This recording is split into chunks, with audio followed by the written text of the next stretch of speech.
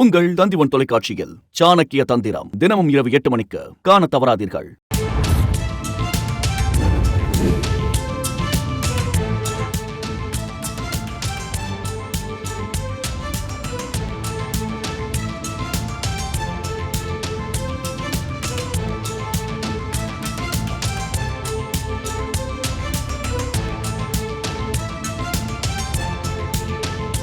பாதிக்கப்பட்ட மக்களுக்கு ஒரு ரேஷன் அட்டைக்கு குறைந்தது 5000 ரூபாய் வழங்க வேண்டும் என்று விடுதலை சிறுத்தைகளும் நாங்கள் வலியுறுத்தி வருகிறோம். முதல்வரை சந்தித்த போதும் நாங்கள் அதை சுட்டிக்காட்டியிருக்கிறோம்.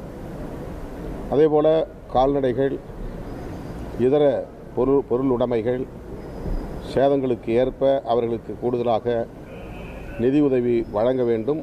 அதற்கு சட்டம் வழிகாட்டுதல் இருக்கிறது. ஏற்கனவே அரசாங்கம் அப்படி ஒரு ஜீவோவும் போட்டிருக்கிறது, அரசாணையும் இருக்கிறது. அதை பின்பற்ற வேண்டும் என்று விடுதலை சிறுத்தைகளும் வலியுறுத்துகிறோம்.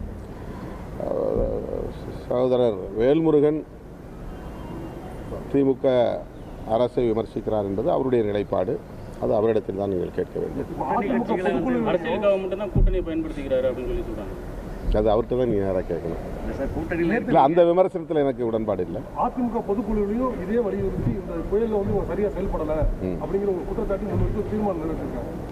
இது எதிர்க்கட்சி எப்படி செயல்பட வேண்டுமோ அப்படி அவர்கள் செயல்படுகிறார்கள். அந்த அடிப்படையில் அவர்கள் தீர்மானம் நிறைவேற்றியிருக்கிறார்கள். மேற்கொண்ட விளக்கத்தை நீங்கள் அதிமுகவிடம் தான் கேட்க வேண்டும். பாஜக அரசு குறித்து குற்றச்சாட்டு சொல்றீங்க, அரசியல் சாசனம் பண்றாங்கன்னு. இதே காங்கிரஸ் அரசு வந்து 75 முறை வந்து அரசியல் சாசனம் திருத்தியிருக்காங்க.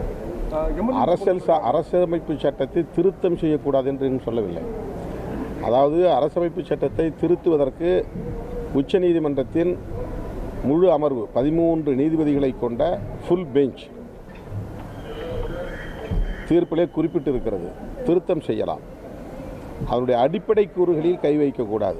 அடிப்படை கூறுகள், பேசிக் ஃபேக்டர்ஸ் அப்படின்னு சொல்கிறதுல இப்போ எலெக்ஷன் கமிஷனுங்கிறது கூட ஒரு கான்ஸ்டிடியூஷனல் அத்தாரிட்டி, அது ஒரு முக்கியமான பேசிக் ஃபேக்டர்.